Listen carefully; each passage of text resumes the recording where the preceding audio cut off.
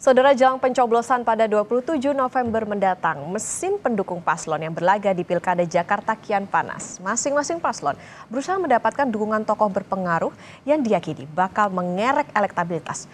Pasangan Ridwan Kamil Suswono mendapat dukungan Presiden ke-7 RI Joko Widodo. Sementara Pramono Rano diperkirakan telah mendapat dukungan dari Anies Baswedan. Kita bahas soal adu kuat dukungan atau endorsement di Pilgub Jakarta bersama sejumlah narasumber. Pagi ini di studio sudah hadir peneliti Litbang Kompas Mas Bestian Nainggolan. Selamat pagi. Kemudian juga ada Ketua Dewan Pakar Tim Pemenangan Dharma Kun, ada Master Alma. Selamat pagi Master Alma.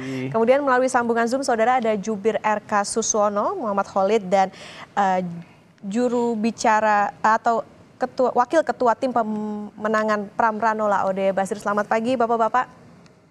Selamat pagi. Assalamualaikum warahmatullahi wabarakatuh. Waalaikumsalam warahmatullahi wabarakatuh. Saya mau ke Mas Bestian dulu deh, kita bicara soal data dulu Mas Bestian. Kalau dilihat kan sekarang juga ini kayaknya lagi di injury time, tapi kelihatan nih mulai ada endorsement dari tokoh-tokoh dari presiden sampai mantan gubernur. Apa yang bisa dicermati dari data ini? Iya benar Okta, jadi makin mendekat hari pemilihan, ini makin banyak sekali aksi-aksi yang terjadi di dalam kontestasi politik Pilkada 2024 kali ini. Nah, yang menjadi menarik adalah bagaimana sekarang Pak Jokowi sudah turun gunung, kemudian kita lihat juga Anies Baswedan juga, semuanya terlibat di dalam Pilkada Jakarta. Nah, kalau berdasarkan data yang kami himpun di awal November yang telah kami publikasikan, benar bahwa memang tokoh-tokoh ini punya peran, punya pengaruh di dalam sebagai pertimbangan bagi para pemilih di Jakarta. Misalnya di sini dikatakan Pak Joko Widodo itu dari 100 responden yang kami himpun, itu paling tidak 46,6% akan mempertimbangkan. Akan mempertimbangkan, ya belum tentu memilih, tetapi akan mempertimbangkan. Kemudian yang kedua, Pak Anies Baswedan berapa? 44,2%, ya relatif agak mirip lah, agak dekat lah bahwa kemudian di sini juga Pak Prabowo 49,7%. Nah ini mau menceritakan bagaimana sebenarnya para pemilih di Jakarta itu menjadikan memberikan ruang bagi para yang kita sebut dengan political endorsement ini, yaitu Pak Presiden, Pak Anies, atau mungkin Pak Ahok dan juga Pak Prabowo di dalam pilkada kali ini. Nah, data yang kami himpun juga menunjukkan menarik dari sisi Pak Jokowi ini, yang menurut kami ini yang menjadi alasan kenapa beliau turun pas pada saat pilkada kali ini. Dari hasilnya mengatakan begini, Okto, bahwa dari 100% yang tadi 46% pemilih Jokowi itu dari 100%-nya ternyata 42% itu menjatuhkan pilihan pada siapa? Pada Pak Ridwan Kamil dan Suswono Dharma, ya. Nah, itu satu. Kemudian yang kedua Pak Pramono berapa? 36%. Nah, ini kan masih kuat ya, 36 melawan 42,5. Memang lebih tertuju kepada Pak Ridwan Kamil. Nah, tapi juga kita mesti mengetahui di sini ada juga yang tidak tahu tidak jawab atau bimbang yang belum menentukan sebanyak 19,1%. Nah, kepentingan dari political endorsement ini, turunnya Pak Jokowi ini saya pikir dalam upaya untuk mengakumulasikan suara-suara pemilih dari dua hal. Yang pertama adalah mereka yang tidak tahu ataupun tidak jawab ataupun masih bimbang.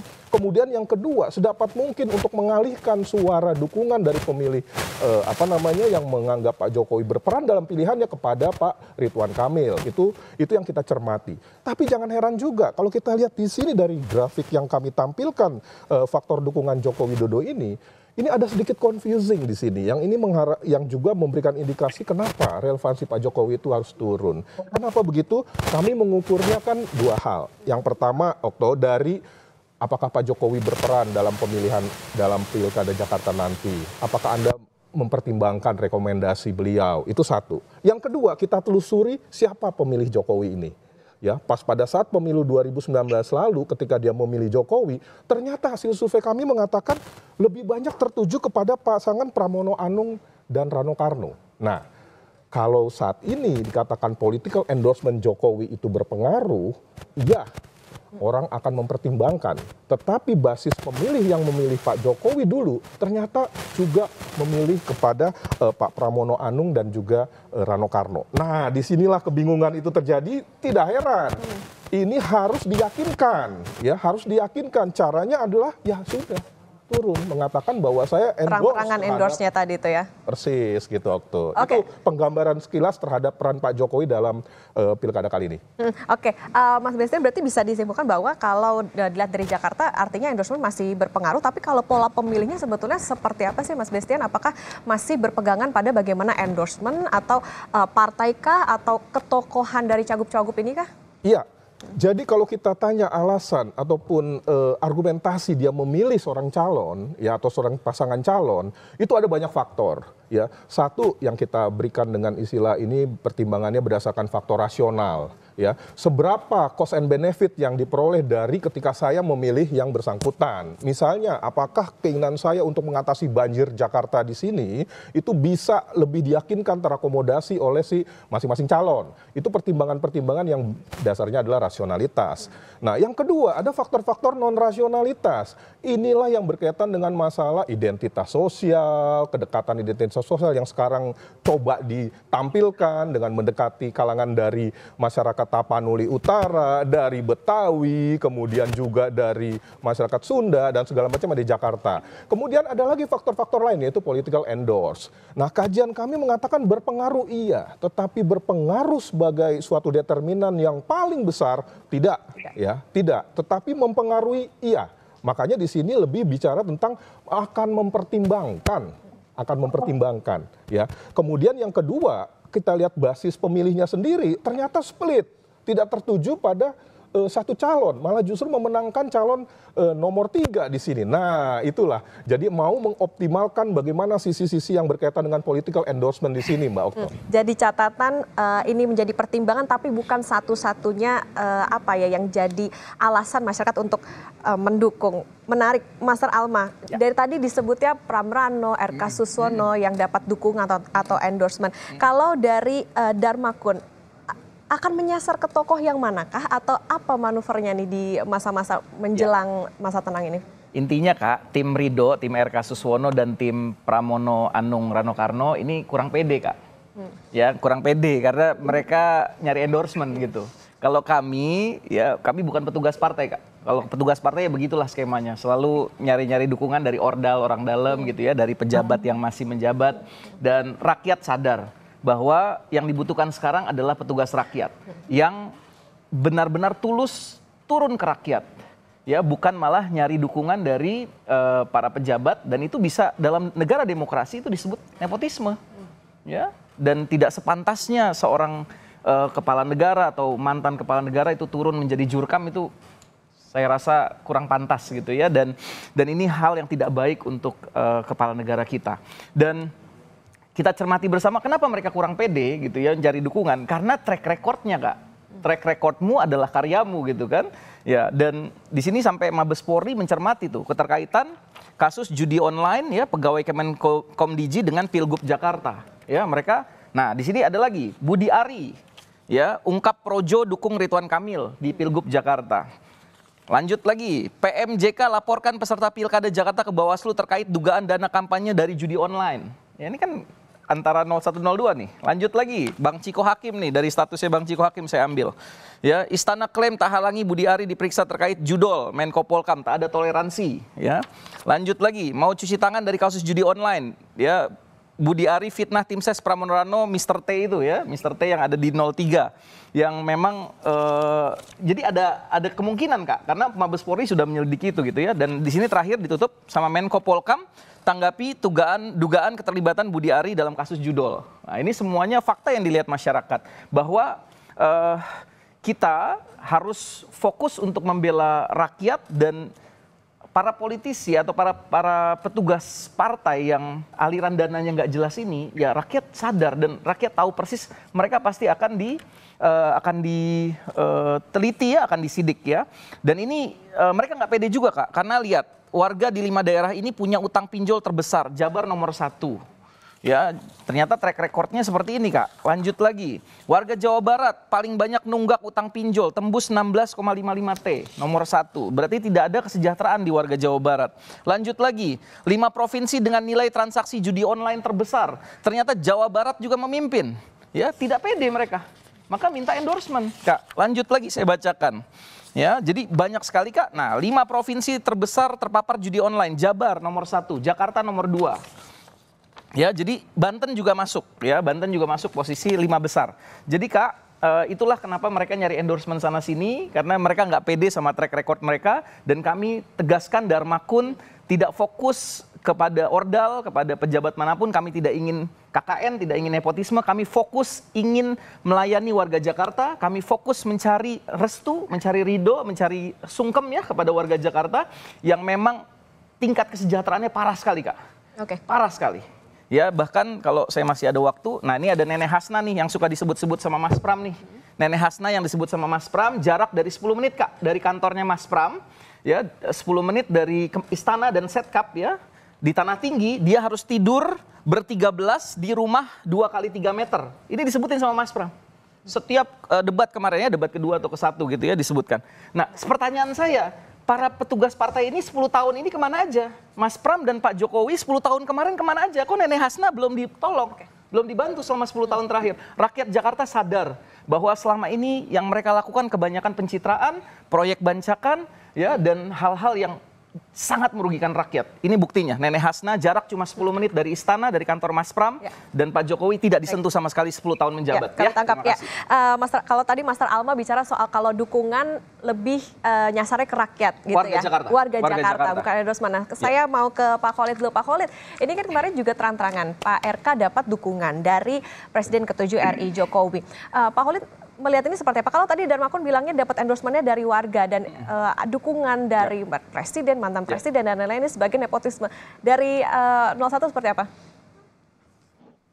Tentu pasangan Ridho memiliki strategi kampanye untuk mendapatkan dan memenangkan hati warga Jakarta. Itu yang pertama.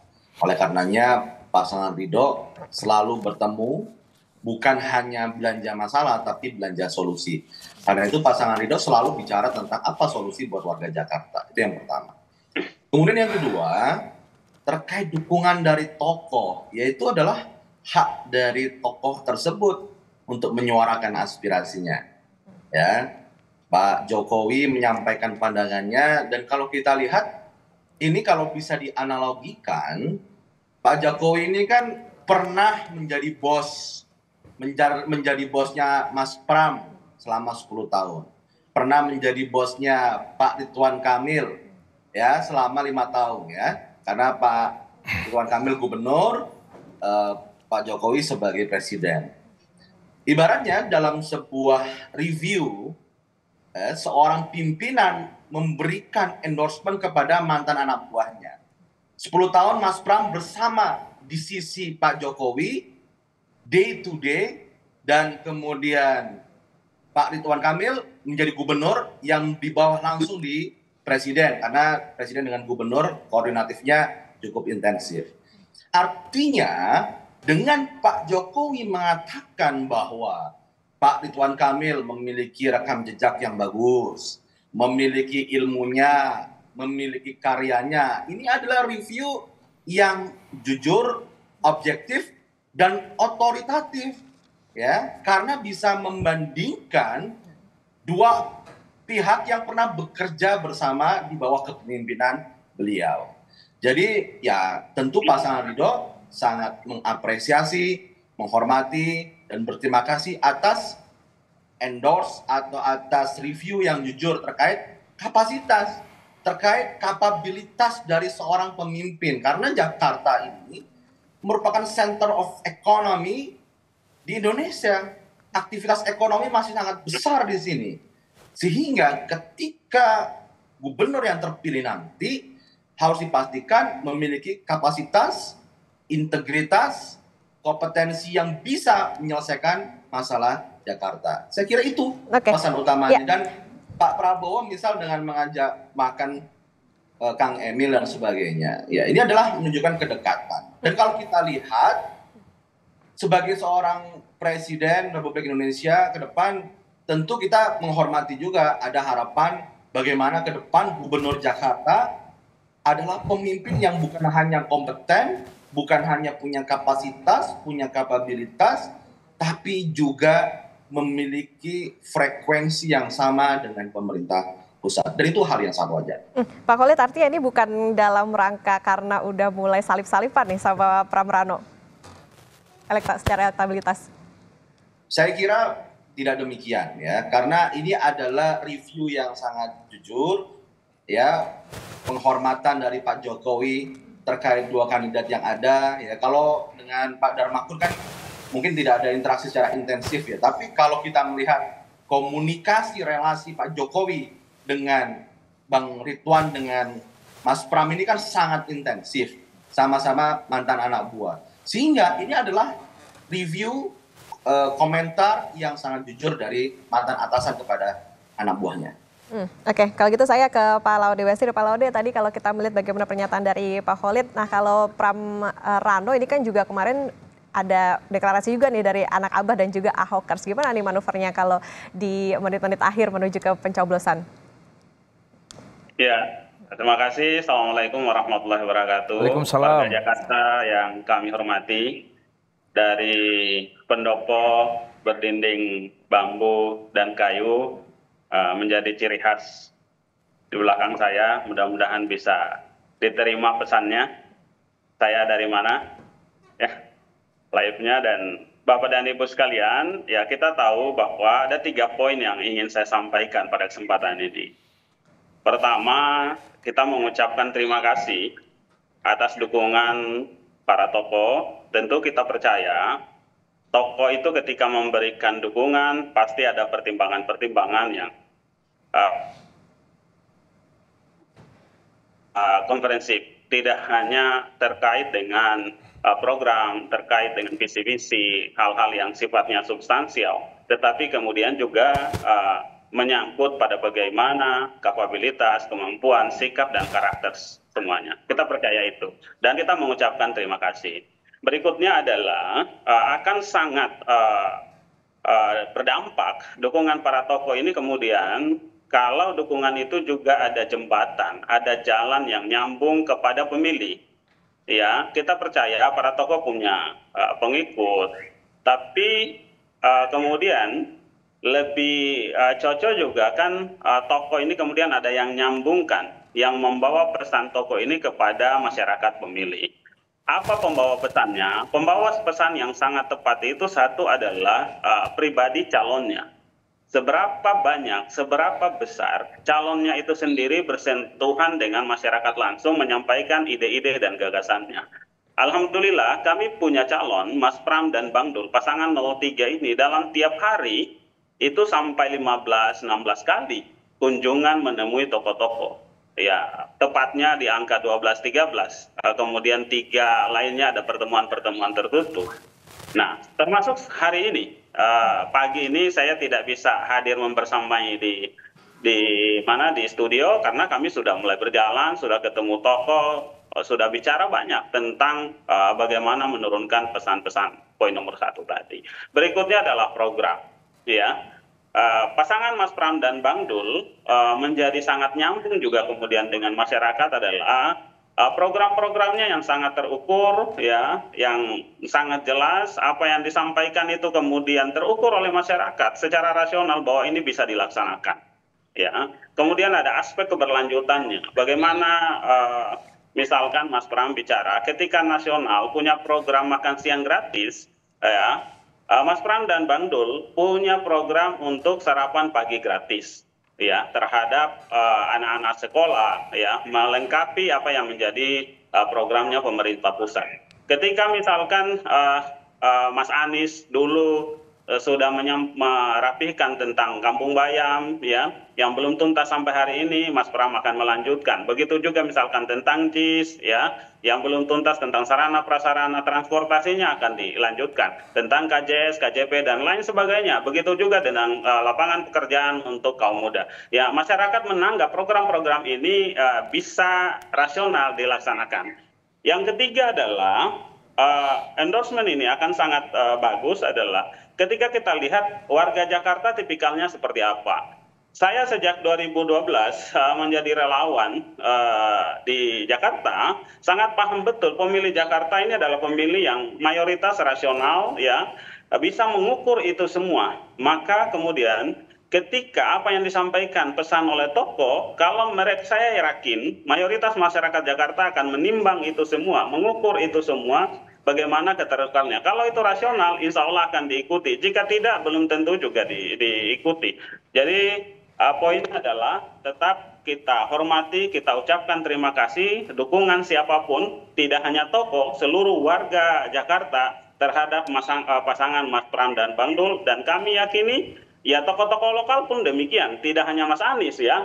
Contoh misalkan bagaimana Bang Diki, Ketua Jackmania sudah menyampaikan dukungan. Teman-teman dari Ahoker, teman-teman dari Aniser ya.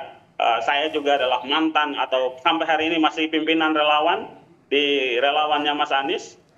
Kami solid all out untuk mendukung pasangan Mas Pram dan Bang Dul. Mas Pram, Bang Dul adalah jembatan yang menjadi tempat menitipkan harapan bagi masyarakat Jakarta untuk mewujudkan kesejahteraan. Oke, baik.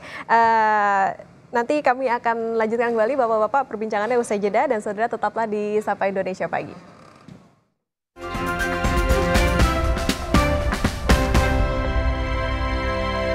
Hadir untuk Anda saudara, masih bersama dengan peneliti Litbang Kompas Mas Bestian Nainggolan, dan juga masing-masing jubir ada Pak Khalid, Master Alma, dan juga Pak Laude Basir. Saya mau ke Pak Mas Bestian Nainggolan. Mas Bestian, seberapa berpengaruh sebetulnya dukungan atau endorsement ini kepada para cagup-cawagup terhadap elektabilitas? Sudah bisa mengerek belum sih elektabilitas itu?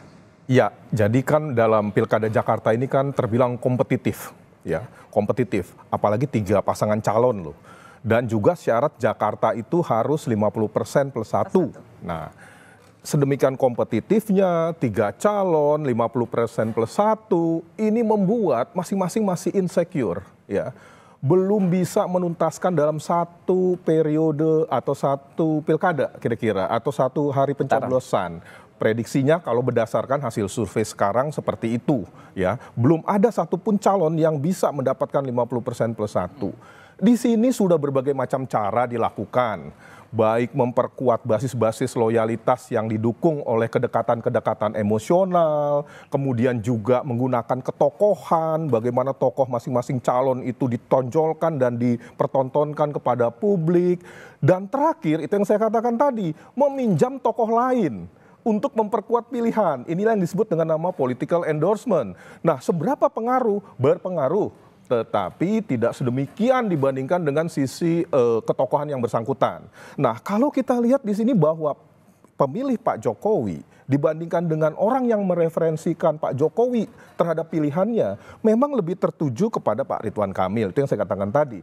Tapi di sini ada sisi-sisi yang berbeda karena ada confusing di situ bagi pemilih-pemilih lain, terutama pemilih Pak Jokowi 2019 lalu masih lebih banyak tertuju kepada Pak Pramono Anung. Nah, inilah perlunya penegasan, itu satu dari sisi Pak Jokowi. Kemudian yang kedua, Pak Anies bagaimana kita lihat di sini? Kalau saya cermati dari hasil survei kami, Mbak Okto, bahwa ternyata para pemilih Pak Anies ini sudah lebih tertuju kepada Pak Pramono Anung dengan Rano Karno dengan proporsi yang lebih besar di sini 38% dibandingkan dengan 31% pada Ridwan Kamil. Jadi memang signifikan menuju kepada Pak Pramono Anung. Itu juga diperkuat dengan pemilih Pak Anies di pemilu pilkada di 2017 lalu. 40% dari pemilih Pak Anies itu sekarang tertuju kepada Pak Pramono Anung dan Rano Karno.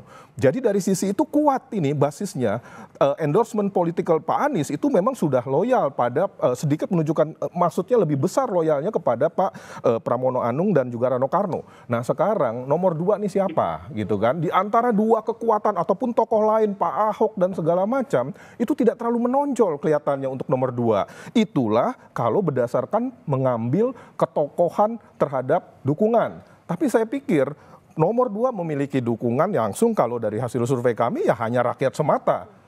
Rakyat yang menjadi endorsement politik dari pasangan nomor 2. Kira-kira membacanya seperti itu, Mbak. Oke, artinya harus butuh terang-terangan bahwa oke, saya memilih ini gitu. Bukan cuma sekedar gimmick-gimmick di sosial media kah begitu, Mas Bestian? Ya, gimmick di sosial media, kemudian pendekatan-pendekatan lain dalam teori retorik yang kita sebut sebagai ethos, logos, pathos, itu semuanya berpengaruh.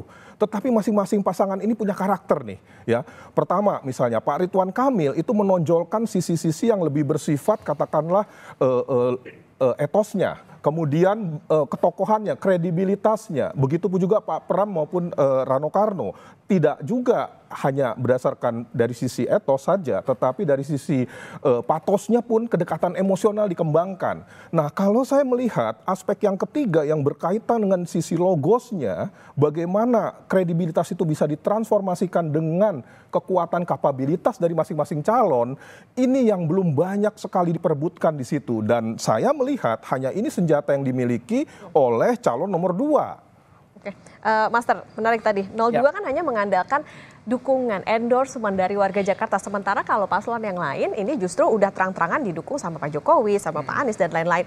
Nanti apa yang akan jadi pelurunya 02 untuk bisa meningkatkan elektabilitas, apalagi sekarang udah mulai masuk masa tenang, udah nggak bisa udah mulai masuk dekat ke masa tenang, udah nggak bisa kampanye lagi. Apa yang nantinya bisa menjadi pegangannya tim dari Dharma Kun? Peluru utama kami adalah demokrasi itu sendiri. Kedaulatan Tuhan adalah kedaulatan rakyat. Maka warga Jakarta adalah pemilik kedaulatan. Ya, kalau tadi disinggung bahwa para petugas partai yang ke lapangan ini belanja masalah, kalau kami ke lapangan, Abang dan Kakak, kami belanja air mata tuh. Air mata penderitaan rakyat. Basah baju kami tuh. Nerima mereka yang selama ini hidup dalam kemiskinan, kemelaratan, padahal mereka ada di ibu kota, di mana APBD-nya terbesar, ya. Dan kalau APBD itu digunakan, niscaya dengan baik, ya, dengan jujur, tidak ada proyek bancakan, tidak ada proyek pencitraan daripada petugas partai ini, maka kemiskinan dan pengangguran di Jakarta yang totalnya cuma 820.000 orang itu bisa hilang. Lebih banyak memotret situasi, dengan cuma APBD 85T aja bisa hilang gitu. Jadi rakyat udah sadar, ya, mereka pegang kepala-kepalanya lah, silakan ya itu ya, mereka pegang kepala-kepalanya, tapi sekali lagi kami fokus ke grassroots, kami fokus ke rakyat. Ternyata Ahoker yang gabung ke kami banyak sekali, kami diam-diam aja. Anak Abah yang gabung ke kami banyak sekali, ini anak Abah salah satunya. Saya kan pemilih Anies Baswedan, cek aja track record saya.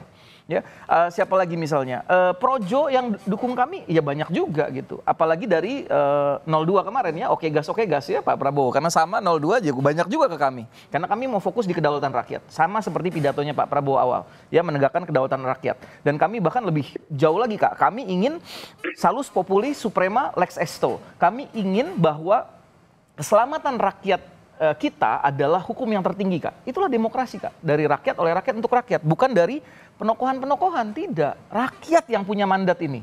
Nah, rakyat sudah muak, sudah memberikan mandat kepada mereka, para petugas partai yang hipokrit ini, ya, berpuluh-puluh tahun. Tapi apa yang mereka lakukan? Jarak 10 menit dari istana, tidurnya sip-sipan, 13 orang, 2 kali 3 meter.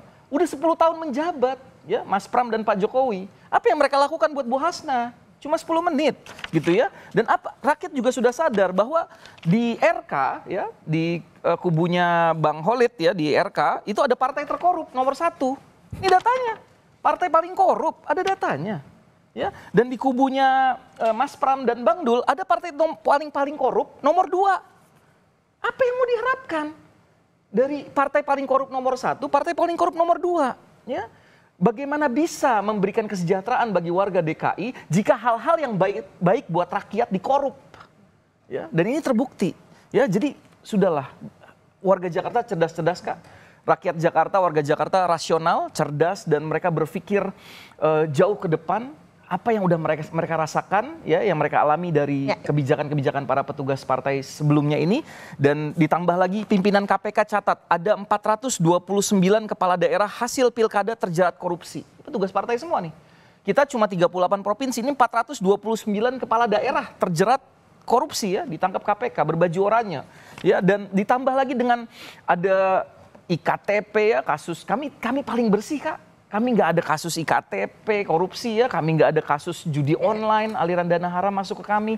Kami nggak ada menyengsarakan rakyat, tidak ada track record yang kemiskinan parah, ya, di Jawa Barat dan di Banten sampai sekarang, sampai pinjolnya paling tinggi, judolnya paling tinggi. Maka rakyat Jakarta sadarlah, yuk kita tegakkan kedaulatan rakyat, kita wujudkan, dan kami berjanji seluruh APBD Jakarta yang sangat besar itu akan kami kembalikan kepada rakyat. Bukan untuk proyek bancakan, bukan untuk proyek pencitraan, semuanya untuk warga Jakarta, khususnya yang dalam kemiskinan, yang dalam pengangguran, yang pasti kami prioritaskan untuk kami tingkatkan kesejahteraannya. Pilih Darmakun nomor 2 27 November nanti. Terima kasih. Fokus anti korupsi nanti kita buktikan ketika nantinya kalau Pak Darmakun ini terpilih ya. Dan 02 kalau tadi jadi catatan 02 hanya bisa mengandalkan rakyat dari grassroots. Baik, saya ke Pak Khalid. Pak Khalid, ini kan juga menarik bagaimana ada dukungan yang ditonjolkan begitu, yang ditunjukkan oleh Presiden Jokowi kepada Pak RK Suswono. Seberapa ini bisa mengerek elektabilitas dari RK Suswono? Belum saya tanggapi lebih jauh, saya sampaikan dulu tuh, Mas Alma itu kritiknya luar biasa tadi ya. Tapi harus tahu juga itu Mas Alma pernah sampaikan ke saya, Mas Khalid, saya pilek kemarin memilih Mas Khalid loh kemarin di DPR RI. Oh iya, sebelum Mas Khalid meninggalkan Pak Anies Baswedan. Iya, saya kan namanya politik dinamis ya, Bang kan ya. Saya memilih Mas Khalid, betul. Memilih kepercayaan dengan institusi partai politik dan demokrasi. Semoga demikian. Baik, saya lanjutkan terkait pasangan Ridho ya. Kita fokus kepada beberapa hal. Pertama, kita selalu bicara tentang solusi dengan program-program apa yang bisa kita hadirkan. Ini yang paling penting sebenarnya. Ketika kita bicara tentang warga Jakarta, kita harus menghadirkan program yang tepat buat warga Jakarta itu apa. Dan ketika bicara program, ada dua hal. Pertama, program itu bisa dieksekusi. Yang kedua, ada nilai keberlanjutannya. Ada inovasi, ada keberlanjutannya. Itu yang penting. Jadi, kalau misalnya pasangan Ridho, walaupun tagline-nya Jakarta Baru, Jakarta Maju, apa akan merubah semua? Tidak. Hal-hal yang bagus program dari Mas Anies kita lanjutkan dan kita sempurnakan. Misal seperti KJB+. Kita lanjutkan, kita tingkatkan. Jaklingko, kita lanjutkan dan kita sempurnakan. Dan sebagainya. Bukan hanya programnya Mas Anies, tapi program gubernur-gubernur sebelumnya yang bagus akan kita lanjutkan dan kita tingkatkan. Itu yang pertama. Kemudian yang kedua, misalnya terkait dukungan dari para tokoh. Jadi ketika kita melihat bahwa dukungan rakyat itu harus juga terlihat dari beberapa hal. Pertama, ketika kita bertemu dengan warga secara langsung, ya. Yang kedua, aspirasi yang dititipkan lewat partai politik. Negara ini demokrasinya juga memberikan ruang partai politik sebagai pilar demokrasi. Dan disitulah kita juga menghormati bagaimana dukungan dari partai politik. Dan yang ketiga ada tokoh-tokoh yang memang memiliki pengaruh besar. Tokoh nasional atau tokoh warga Jakarta. Dan pasangan Ridho selalu menjemput bola, bersilaturahim dengan para tokoh ini, dan mendengarkan masukan-masukan mereka untuk perbaikan ke depan. Dan dukungan dari tadi Pak Jokowi kepada pasangan Ridho misal, itu adalah bukti konkret. Bagaimana mungkin Mas Pram yang sudah 10 tahun bersama Pak Jokowi tidak mendapat dukungan dari Pak Jokowi, ya? Sedangkan kepada Kang Ridwan disampaikan secara eksplisit, gamblang itu dukungan itu disampaikan. Artinya ada nilai tambah yang lebih kepada Ridwan Kamil dibandingkan Mas Pram. Kemudian terkait anak abang, saya Pilpres kemarin adalah juru bicara Anies bareng sama Pak Laude Basir ya. Jadi kalau kita melihat kebersamaan PKS dengan Mas Anies itu luar biasa sejak 2017 dan Pilpres kemarin. Dan kalau kita lihat nih, menarik nih. Pasangan Mas Pram dan Dul itu didukung oleh PDIP. Pasangan itu didukung oleh salah satunya adalah PKS. Kalau kita bicara value, nilai, bicara policy, misal saya kasih contoh. Ketika dulu Mas Anies sebagai gubernur ingin menjual saham BIR. Siapakah yang paling membela di depan? PKS. Siapa yang menolak? Partai pengusungnya Mas Pram saat ini. Ketika Mas Anies ingin membangun Jakarta International Stadium, siapakah yang paling membela depan? PKS. Siapakah yang menolak? Partai pengusungnya Mas Pram saat ini. Bahkan ketika mengadakan Formula E, PKS pasang badan membela kebijakannya Mas Anies. Siapa yang saat itu ingin menggulirkan pansus? Partai pengusung dari Mas Pram. Kita bicara value, policy, itu lebih hakiki. Dan kami pastikan pasangan Ridho, ya, ketika ada kebijakan gubernur sebelumnya yang bagus, misal di Mas Anies kebijakannya bagus, maka PKS salah satu pendukung dari pasangan Ridho akan memastikan, akan melanjutkan program-program tersebut. Jadi jangan khawatir kalau pemilihnya Pak Jokowi kemudian yang mendukung Pak Prabowo dan juga anak abah. Kalau kita lihat pemilih Mas Anies dan pemilih PKS itu hampir tidak ada split voting. Ya, karena pendukung utama dari Mas Anies adalah pemilih dari PKS. Dan insya Allah pemilih PKS solid memenangkan pasangan Ridho di Pilkada Jakarta kali ini. Oke, kalau tadi Pak Khalid bilang meskipun ada endorsement, tapi lagi-lagi yang diutamakan adalah bagaimana program dan juga berlanjutan program-program yang tentunya akan ditunggu atau bermanfaat bagi warga Jakarta. Kalau gitu saya ke Pak Laode Basir. Pak Laode, kemarin kan juga sudah ada nih di posting juga sama Pak Anies Baswedan soal bagaimana pertemuan antara Pak Anies, Mas Pram dan juga Bang Dul. Kemudian berapa persen sebetulnya penambahan suara yang diperkirakan bisa diraih gitu dengan masuknya atau ada dukungan dari Pak Anies Baswedan? Adakah pengaruh elektoral dari situ terkait dengan elektabilitas? Ya, pertama-tama saya ingin menyampaikan terima kasih kepada Bang Bastian atas data-datanya tadi. Terkait juga dengan pertanyaannya Mbak, itu ya jelas sekali di data-data Bang Bastian itu tadi menyampaikan bagaimana jika kemudian pendukung Mas Anies, bahkan Mas Anies menyampaikan sikap tegas arah dukungannya kemana, tentu data dari Bang Bastian tadi menyampaikan sangat signifikan, main di angka 40-an%. Ya. Yang berikutnya adalah kita tahu para tokoh ini juga kan warga Jakarta. Tokoh ini juga kemudian diikuti oleh pengagum, pengikut, simpatisan mereka yang juga warga Jakarta. Pemilu kali ini adalah memperebutkan suara warga Jakarta. Tentu bagaimana kita dorong demokrasi kita, demokrasi substansial, bagaimana dasar memilih mereka adalah berdasarkan pertimbangan-pertimbangan yang rasional, objektif. Basisnya pada visi misi, basisnya para program kerja. Hadirnya para tokoh adalah menjadi jembatan bagaimana mengejawantahkan visi misi itu sehingga dengan mudah mereka terima. Kedua, ada namanya garansi kan gitu ya. Sebagian masyarakat yang mungkin kurang bisa memahami atau mungkin tidak punya cukup waktu untuk banyak mendalami, cukup dengan mengikuti para tokohnya. Sehingga dukungan para tokoh juga nggak perlu kita terlalu perdebatkan ya.